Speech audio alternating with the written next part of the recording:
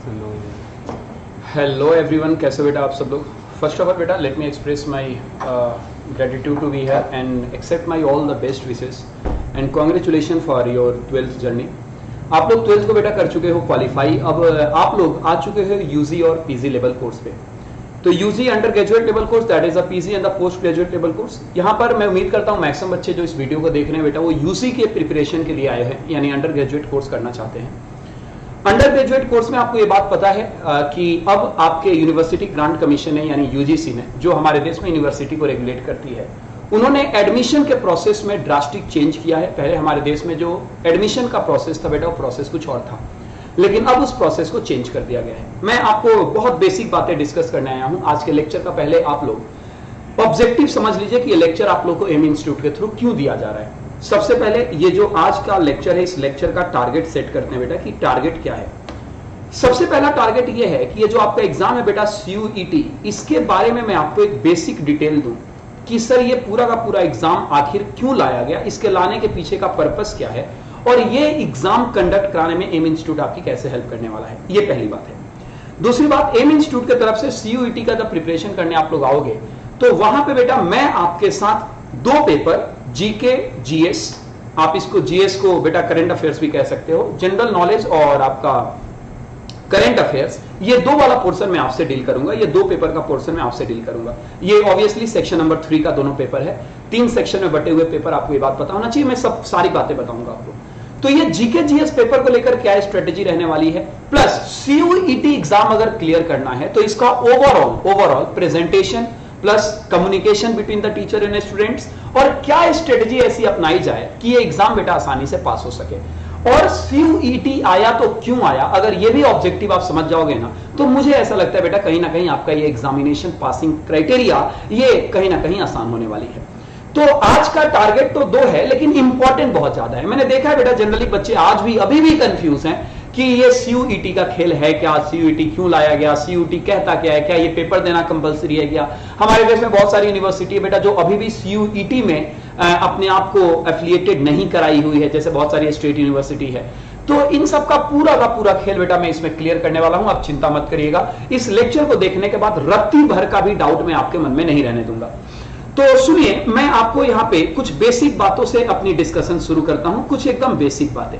आपको ये बात पता होना चाहिए बेटा कि जब बच्चा कोई भी 12th पास कर देता था ना, यानी आफ्टर 12th, ऑब्वियस सी बात है बेटा कि बच्चे दो तरफ जाने वाले थे। आफ्टर 12th यानी 12th पास करने के बाद बच्चों का 2 स्टेप हुआ करता था। या तो बच्चे जाते थे बेटा प्रोफेशनल कोर्स में, मैं रिपीट करता हूं प्रोफेशनल कोर्स में।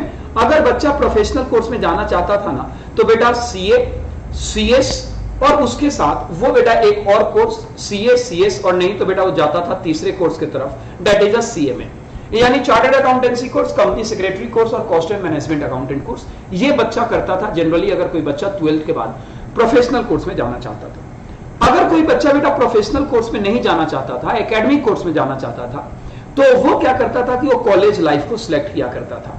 मैं इसको एकेडमिक कोर्स भी कह सकता हूं प्रोफेशनल कोर्स की जगह, लेकिन मैं इसको कॉलेज लाइफ बोलता हूं। सर आप इसको कॉलेज लाइफ क्यों बोल रहे हो, उसके पीछे कारण है बेटा कि जो ये तीनों कोर्स है ना, इसको रेगुलेट की जाती है मिनिस्ट्री ऑफ कॉर्पोरेट अफेयर्स के द्वारा डायरेक्टली।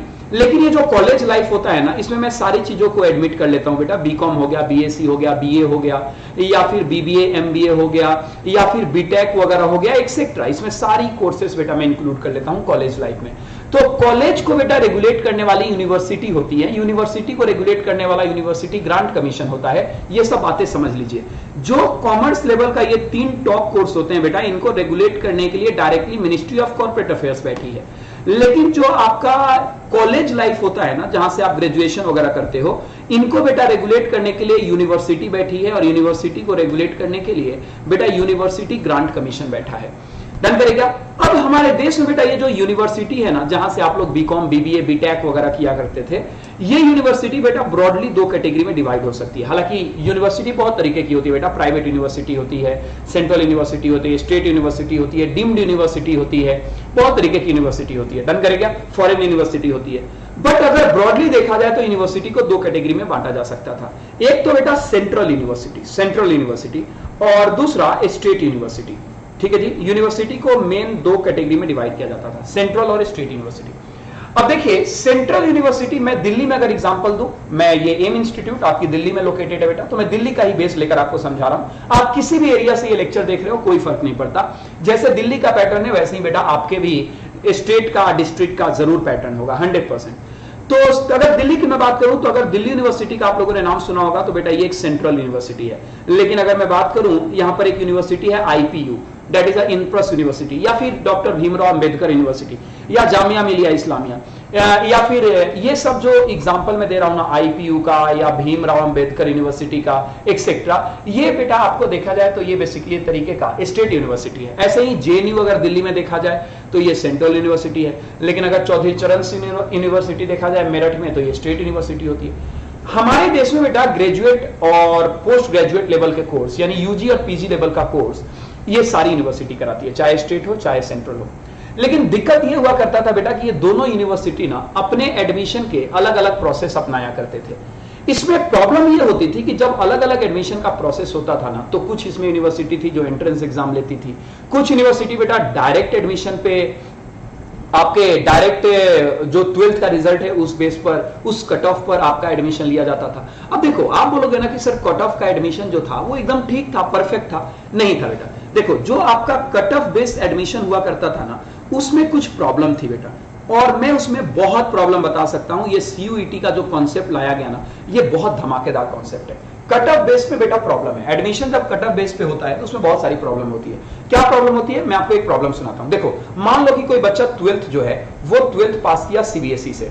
अब देखिए सीबीएसई से अगर आप पास करते हो ना, तो आपको पता होना चाहिए बेटा आपकी, मैं इजिली वर्ड नहीं बोलूंगा लेकिन हाँ ये जरूर बोलूंगा कि आप 90 से लेकर 97% तक की स्कोरिंग कर सकते हो। मुझे लगता है कि आपने 12th में अगर हल्का फुल्का भी ध्यान दे दिया तो। लेकिन देखो बेटा हर पैटर्न, हर जो बोर्ड होता है ना, उसका चेकिंग पैटर्न, उसका examination taking pattern, marks scheme pattern ये अलग होता है। मैं 12th के एग्जाम को अगर मैं ज्यादा दूर ना जाऊं, मैं आपको बीएसईबी का एग्जांपल दे दूं, बिहार स्कूल एग्जामिनेशन बोर्ड। तो बेटा वहां पे जो बच्चा टॉपर आता है ना, वो बच्चा टॉपर आता है आपका मैक्सिमम मुझे लगता है 75% वाला बच्चा। अगर आपका 75 से 80% है तो आप समझो कि आप टॉपर हो। अब आप बोलोगे सर ये सुनो ना, ये टॉपर है तो सर ये तो बिहार है। मैं बिहार की बात नहीं कर रहा बेटा, बहुत सारे स्टेट बोर्ड होते हैं। आप महाराष्ट्र उठा लीजिए, आप छत्तीसगढ़ उठा लीजिए, वहां की जो स्टेट बोर्ड होती हैं उनका स्कोरिंग नहीं आता सीबीएसई की तरह। अब आप ये नहीं कह सकते कि जो छत्तीसगढ़ के स्टेट बोर्ड का टॉपर बंदा है, सीबीएसई का टॉपर बंदा उससे कोई बहुत ज्यादा हटके है। बिल्कुल भी आप ये बात नहीं कह सकते। अब सोचो ना, जो छत्तीसगढ़ यूनिवर्सिटी का टॉपर बंदा जो 80% उठाया है, सीबीएसई वाला 97 उठाया है, बिहार बोर्ड वाला 75 उठाया है, टॉपर तो तीनों है। लेकिन जब ये तीनों बच्चे जाते हैं बीकॉम करने के लिए तो उनको कट ऑफ मिलता है 97% का। अरे मेरे भाई 97% सीबीएसई वाला बंदा लेकर आ सकता है, लेकिन बिहार बोर्ड वाला बंदा नहीं लेकर आ सकता।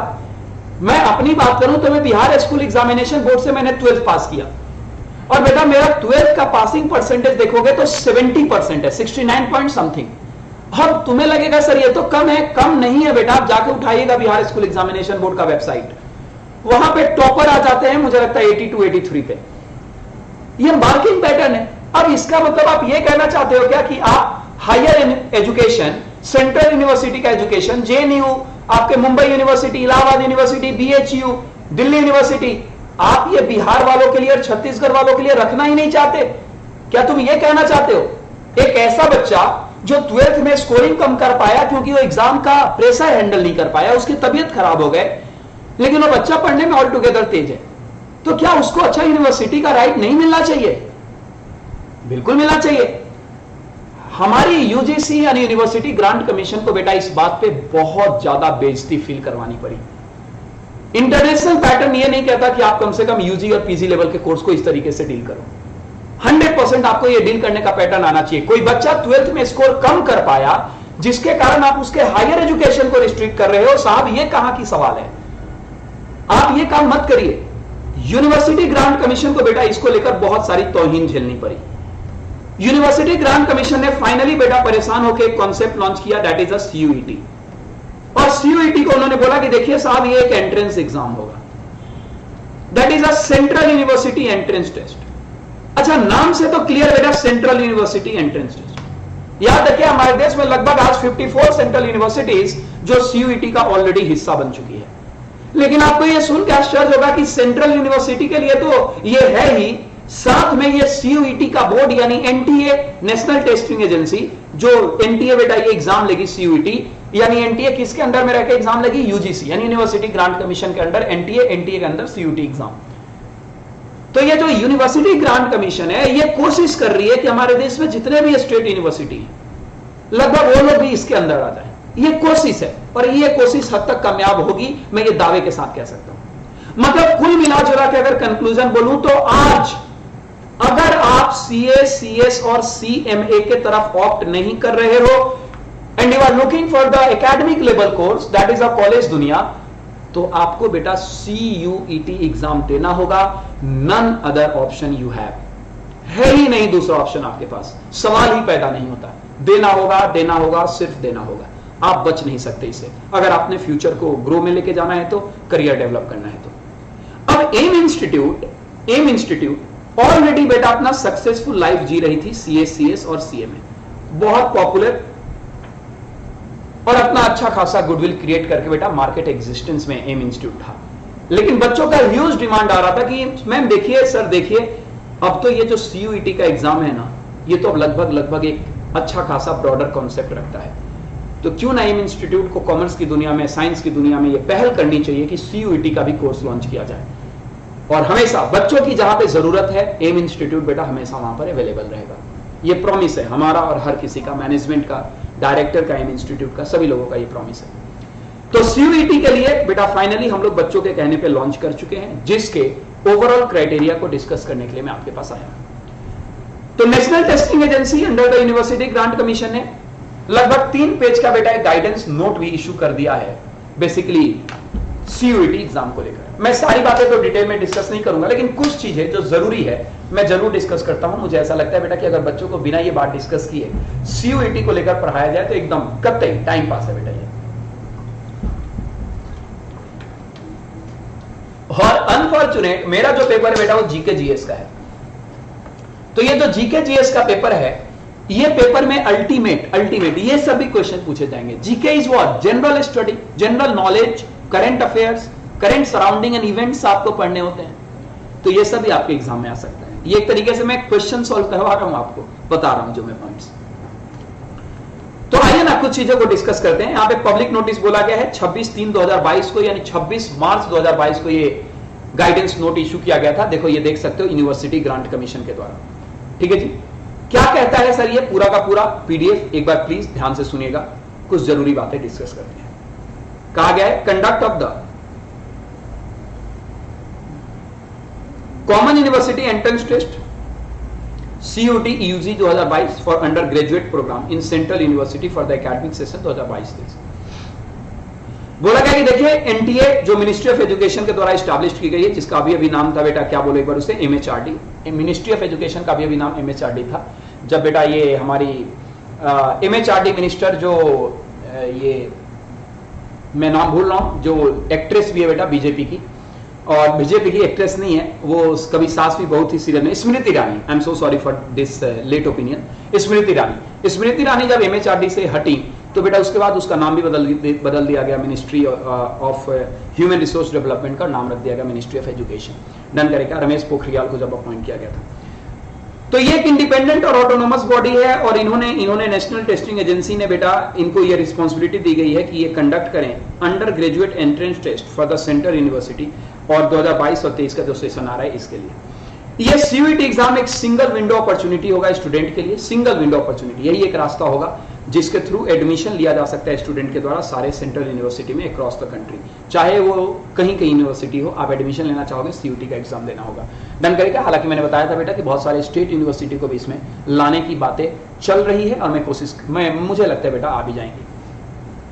ये जो एग्जाम होगा बेटा ये आपका सीबीटी होगा, यानी कंप्यूटर बेस्ड टेस्ट होगा, यानी आपको लिखना नहीं है, सीबीटी के हिसाब से आपको एग्जाम देना है। डन करेगा।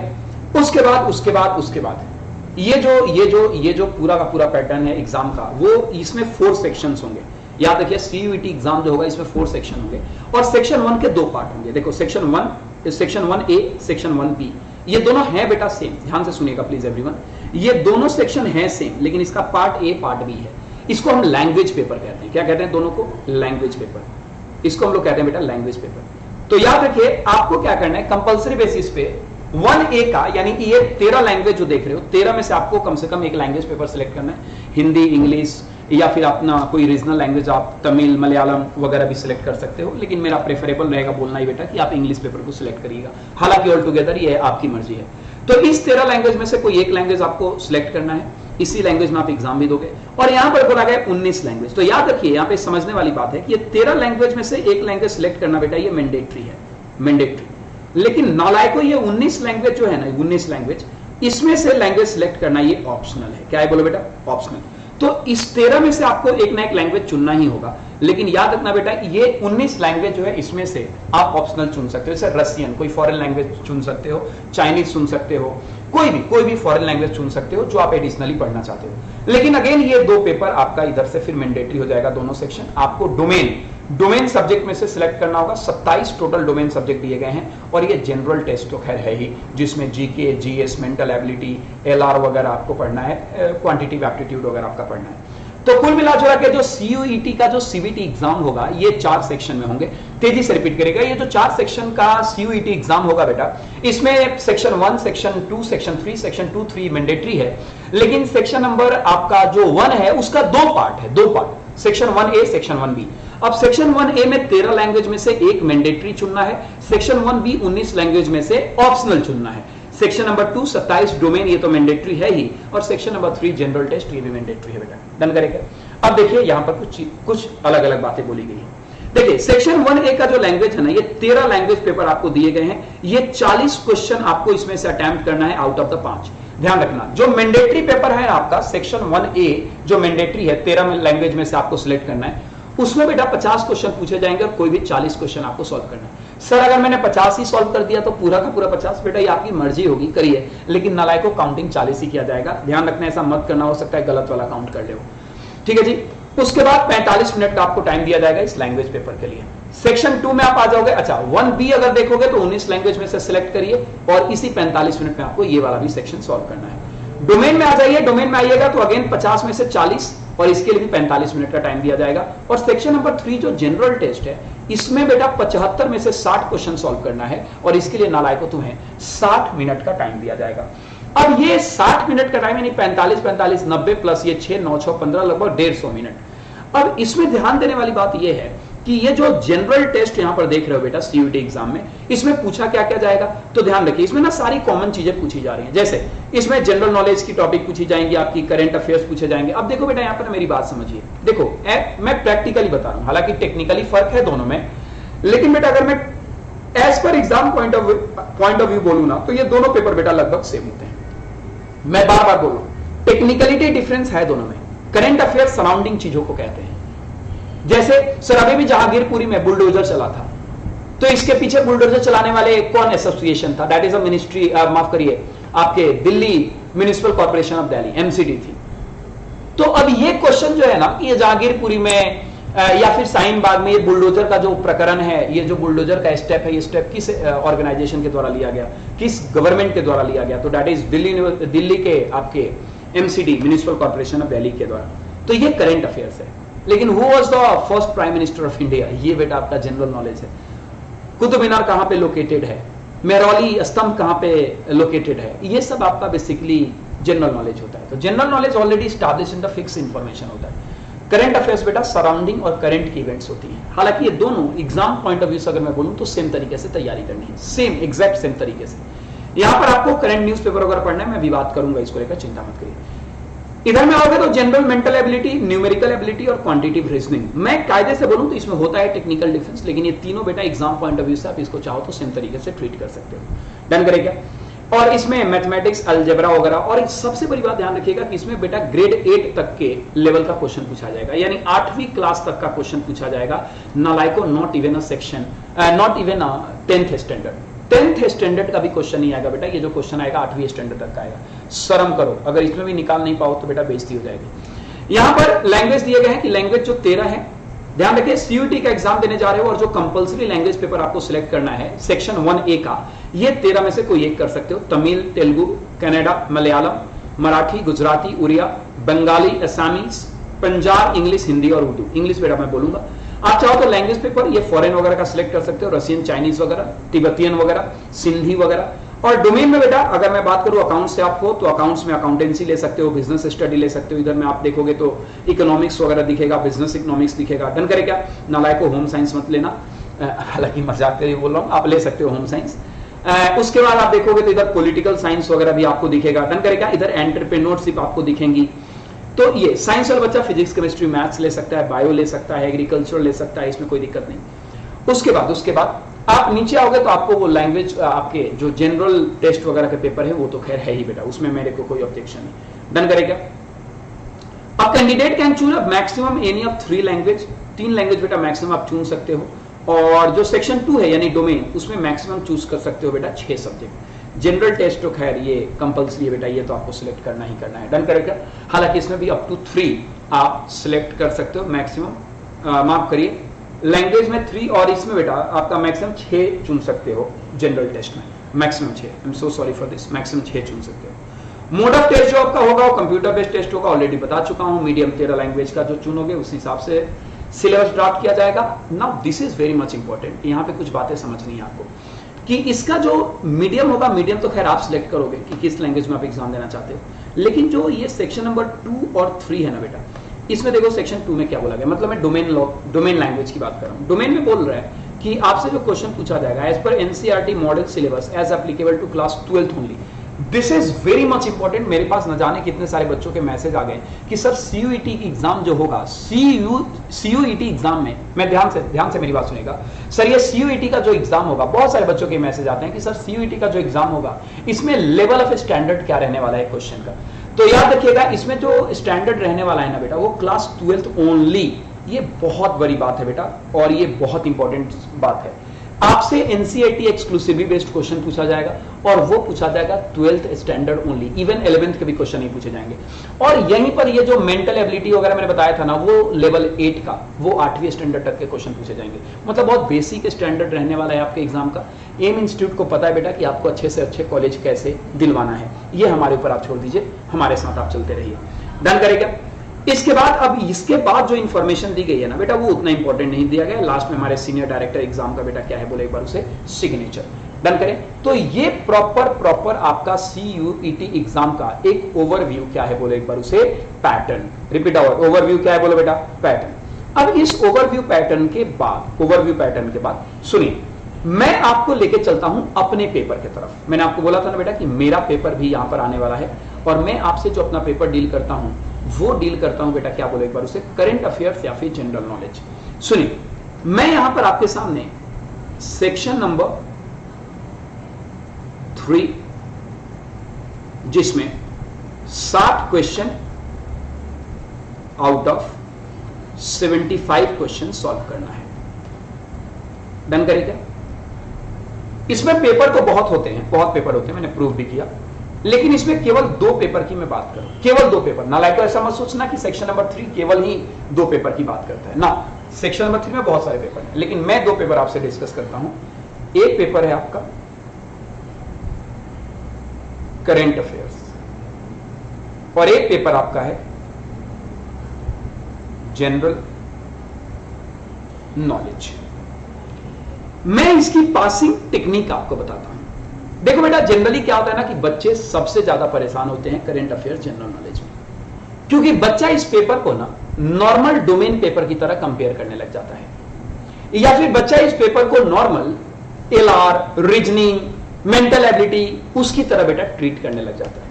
देखो, जब आप एलआर पढ़ते हो, क्वांटिटेटिव एप्टीट्यूड पढ़ते हो, मेंटल एबिलिटी पढ़ते हो, तो उसका एक सिलेबस है, जैसे लॉग से क्वेश्चन आएगा, अलजेब्रा से क्वेश्चन आएगा, ठीक है जी, वगैरह वगैरह। तो ये एक सिलेबस हुआ जहां पे फैकल्टी आके आपको पढ़ा देती है। लेकिन हमारे देश में बेटा करंट अफेयर्स और जनरल नॉलेज एक ऐसा सब्जेक्ट है जो अंडर द स्काई होता है, उसकी कोई सिलेबस ड्राफ्टिंग नहीं होती, nothing, under the sky everything, सब कुछ आपको याद करना है। यही कारण है कि आप देखिएगा कभी यूपीएससी या बैंकिंग एग्जाम प्रिपेयर करने वाले बच्चे हमेशा न्यूज़पेपर पढ़ते रहते हैं, वो मंथली सीरीज ले लेते हैं, मंथली मैगजीन सब्सक्राइब कर लेते हैं।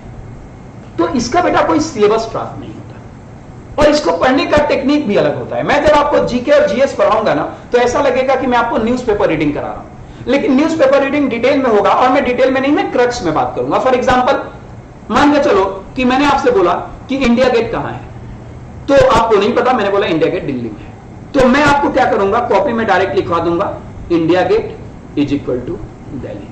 That's it, that's it. अब जैसे मान लो कि मैंने आपसे पूछा एक क्वेश्चन, ध्यान से सुनना बेटा, मैंने आपसे क्वेश्चन पूछा where is the Mehrauli iron pillar located. ये मेरा क्वेश्चन है, ये सब क्वेश्चन आपके एग्जाम में आने वाले क्वेश्चन है बेटा। और मैंने आपको चार ऑप्शन दे दिए। पहला ऑप्शन मुंबई, दूसरा ऑप्शन पंजाब, तीसरा ऑप्शन न्यू दिल्ली, चौथा ऑप्शन बिहार। तो नालायको आप आंसर दोगे कि सर सुनो ना, इसका आंसर ना न्यू दिल्ली है, तो मैं बताऊंगा भी कि बेटा इसका आंसर न्यू दिल्ली है। अगर आप कुतुब मीनार के पास जाओगे तो मेहरौली स्तंभ वहां पे दिखेगा, मेहरौली स्तंभ कुतुब मीनार के पास है बेटा। मेहरौली स्तंभ को लेकर आप एक बात ध्यान से सुनिएगा कि कुतुब मीनार के बिल्कुल पास है, और इसमें 90% लोहा यूज किया गया, और आज तक इस लोहे में जंग नहीं लगा है। ये मेहरौली आयरन पिलर ये लोकेशन की बात कर रहा हूं। तो अब मैंने आपको ये लिखवाया। अब देखिए, मैं आपको जब एग्जाम पॉइंट ऑफ व्यू से कॉन्सेप्ट शुरू करूंगा ना, तो मैं आपको डायरेक्ट लिखवा दूंगा कि लिखो बेटा Mehrauli iron pillar is equal to New Delhi. खत्म खत्म। बच्चा रीड करेगा, चला जाएगा पेपर देने। ये तरीका होता है बेटा जीके जीएस के लिए। तो यहां पे जो तुम ये करंट अफेयर्स और जनरल नॉलेज देख रहे हो ना, इसमें तुम्हें दो काम करने होंगे। देखो बेटा, पहली बात तो ये जो जनरल नॉलेज यहां पर देख रहे हो, इसमें आपको कुछ सब्जेक्ट पे स्पेसिफिक फोकस करना होगा। जैसे कुछ Indian history,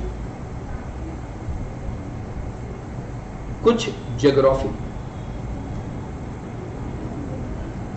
constitution of India, बेटा कुछ साइंस भी आएगा इसमें।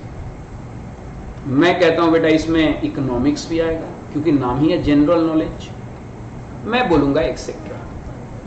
और ये जो करंट अफेयर्स है, तो करंट अफेयर्स के लिए आपको पास्ट अप्रोक्स में बोलूंगा 6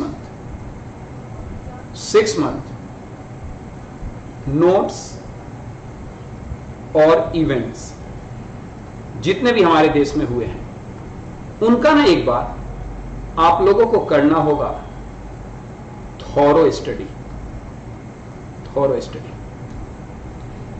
जिस दिन आप सीयूईटी का एग्जाम देने जा रहे हो, उसके लगभग 6 महीने पहले तक हमारे देश में जितने भी इवेंट्स हुए हैं, उन सारे इवेंट्स की थोरो स्टडी आपको करनी होगी। न्यूज़पेपर कटिंग आपको निकालना होगा। लेकिन ये सब काम आपको नहीं करना, एम इंस्टीट्यूट इसके लिए साथ है। देखिए, आप एम इंस्टीट्यूट को क्यों ज्वाइन करोगे? ताकि हम आपके काम को आसान करें। हम हर छोटे मोटे नोट्स आपको प्रिपेयर कराएंगे, आपके ऊपर बर्डन नहीं देंगे। 12th में जो आप पढ़ के आए हो, हम आपको ढाल देंगे कि जाओ बेटा और जाके कॉलेज को सिलेक्ट कर लो। That's it. तो ये सब काम आपको नहीं करना, ये सब काम हमें करना है। न्यूज़पेपर कटिंग हो गया, और न्यूज़पेपर कटिंग हम अपने लिए रखेंगे, क्योंकि आपको तो हम नोट करवा देंगे। आपके कुछ न्यूज चैनल्स प्रोग्राम हो गए, आपकी कुछ इंफॉर्मेशन जीके वगैरह हो गई, जीएस क्वेश्चन हो गया, करंट सराउंडिंग हो गए, किसी का जीतना हारना हो गया। जैसे ये पूछा जा सकता है कि बताइए आईपीएल में, ये जो आईपीएल 2022 है, इसका फाइनल कौन जीता? हालांकि अभी जीता नहीं है, लेकिन जीतेगा तो कौन जीतेगा ये बता दिया जाएगा। बताइए प्लेऑफ्स में कौन सी 4 टीमें पहुंची है, और बताइए नीचे में से कौन सी टीमें नहीं पहुंची, तो ये भी पूछा जा सकता है। प्लेऑफ्स में 4 टीमें आपको पता है बेटा, आपकी गुजरात पहुंच गई है, लखनऊ पहुंच चुकी है, राजस्थान पहुंच चुकी है, दिल्ली बेंगलोर में से देखो कौन पहुंचने वाला है। तो ऐसे तरीके के क्वेश्चन आएंगे। तो ये सब आपको इवेंट्स वगैरह पे ध्यान रखना है। मतलब कुल मिला जुला के मैं बात करूं तो ये दोनों पेपर की तैयारी आपका जो होना चाहिए बेटा, वो होना चाहिए कैसे बोले, एक बार उसे proper newspaper reading, current events reading, और सारे के सारे नोट्स मेकिंग पैटर्न अपने फॉलो होने वाले हैं। डन करेंगे। तो ये अपना करंट अफेयर्स और जनरल नॉलेज का है। बाकी एम इंस्टीट्यूट की जितनी भी रिस्पेक्टिव फैकल्टी हैं, आपको अपने अपने सब्जेक्ट को लेकर देंगी, ओपिनियन देंगी, तरीका बताएंगी, ट्रिक्स बताएंगी। मैंने बता दिया कि अपना ये 2 पेपर की तैयारी बेटा ऐसे ही करना है। ये सब टॉपिक तो हम करेंगे वन डिटेल में। इसमें तो कुछ चीजें सिलेबस हैं, अपन देख लेंगे कि इंडियन कॉन्स्टिट्यूशन में, हिस्ट्री में, ज्योग्राफी में, साइंस में, इकोनॉमिक्स वगैरह में क्या चीजें आने वाला है, क्या चीजें पूछने वाला है। बहुत बेसिक लेवल का पूछेगा। और करंट अफेयर्स में तो खैर अपने को न्यूज वगैरह याद करना है। तो इन दोनों पेपर का तैयारी ऐसे रहने वाला है सेक्शन नंबर 3 में। बाकी पेपर के लिए भी आपको बता दिया जाएगा। यहां पर आपके मन में अगर कोई सवाल है, प्लीज बेटा कमेंट बॉक्स में आप अपने डाउट्स को लिखिए, कमेंट बॉक्स में जो भी आप डाउट लिखेंगे वो सारे डाउट्स को बेटा विद इन टाइम फ्लो आपको बेटा कर दिया जाएगा answer. M institute looking for you all, आप लोग जल्दी से एम इंस्टीट्यूट को करिए ज्वाइन, नया बैच बेटा हो चुका है शुरू, आप करिए ज्वाइन, हमें आपका है इंतजार। मिलते हैं फिर से अगले लेक्चर में, तब तक रखिए अपना ख्याल। Thank you so much, God bless you बेटा।